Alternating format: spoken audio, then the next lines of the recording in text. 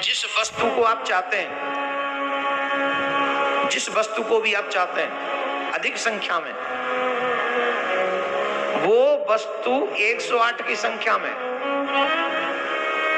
वो वस्तु 108 की संख्या में जब तक सामान चले, श्रावण मास हो, ध्यान से सुन लीजिए, फिर बाद मत कहना कि बताया नहीं, बहुत बड़ी बात बता रहा हूं। जो वस्तु आपको चाहिए प्रचुर अवस्था में, श्रावण मास में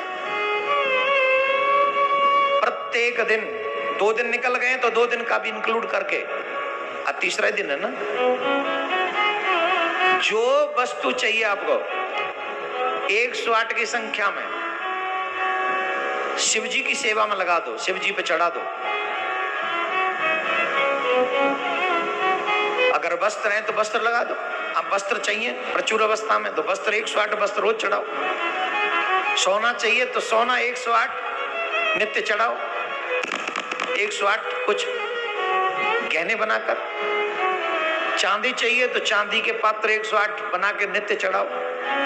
धन चाहिए तो 108 रुपया एवरीडे चढ़ाओ। मुझे पता है सब कि हम चाहते भी, हम लोग लक्ष्मी चाहते हैं कि प्रचुर अवस्था में मिले, तो जो 108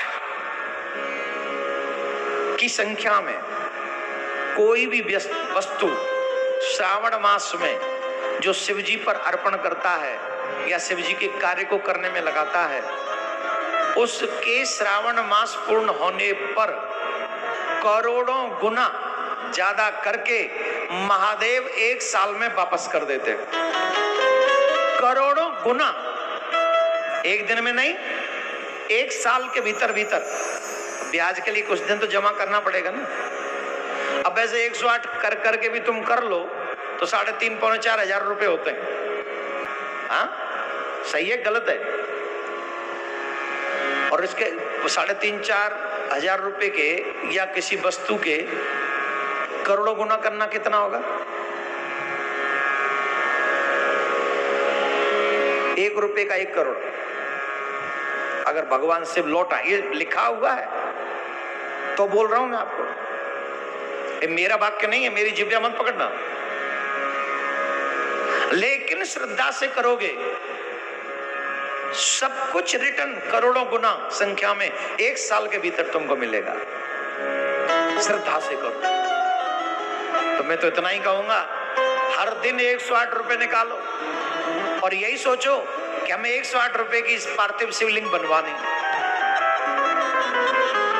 इसको कहते हैं आम के आम गुठली के दाम।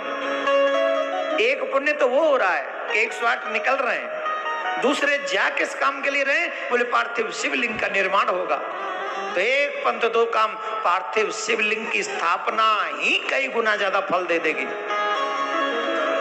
तो इस श्रावण मास में कितना फलदायी है, कितना पुण्यदायी है, मुझे पता है, मैंने पढ़ा है। आप अगर विश्वास करते हैं तो एक बार निकल जाइए मेरे प्यारे, श्रावण मास में अपने आप का कल्याण करने के लिए उद्देश्य बना लीजिए।